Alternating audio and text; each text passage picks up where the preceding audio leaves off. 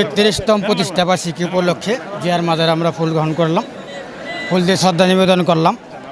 আমরা আশাবাদী ইনশাল্লাহ জিয়া মঞ্চকে সংগঠনকে আরও দূর থেকে দূরে এগিয়ে নিয়ে যাওয়ার লক্ষ্যে আজকে আমাদের বিশাল আরেকটি র্যালি হবে নয়াপল্টনে পার্টি অফিসের সামনে ইনশাল্লাহ।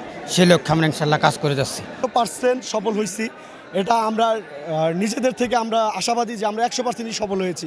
কারণ একটা সময় জিয়া মঞ্চ আসলে কেউ চিনত না, কিন্তু আসলে আমাদের জিয়া মঞ্চকে মূল লক্ষ্যে পৌঁছানোর জন্য আমাদের জিয়া মঞ্চ কেন্দ্রীয় কমিটির সভাপতি বীর মুক্তিযোদ্ধা আব্দুল সালাম ভাই এবং জিয়া মঞ্চ কেন্দ্রীয় কমিটির সংগ্রামী সাধারণ সম্পাদক ফয়জুল্লাহ ইকবাল ভাইয়ের নেতৃত্বে আমাদের জিয়া মঞ্চকে সুগঠিতভাবে সফল করার লক্ষ্যে 100% সফল হয়েছে। দক্ষিণ কেরানীগঞ্জ থানা থেকে এসেছি জিয়া মঞ্চের 31তম প্রতিষ্ঠাবার্ষিকী উপলক্ষে। আমাদের জিয়া মঞ্চ ইনশাল্লাহ সফল হয়েছে, সামনে ভবিষ্যতে ইনশাল্লাহ সফল হবে। আমরা এই প্রোগ্রাম নিয়ে আগাবো, তারেক জিয়ার নেতৃত্বে আমরা জিয়া মঞ্চকে সামনে নিয়ে যাব।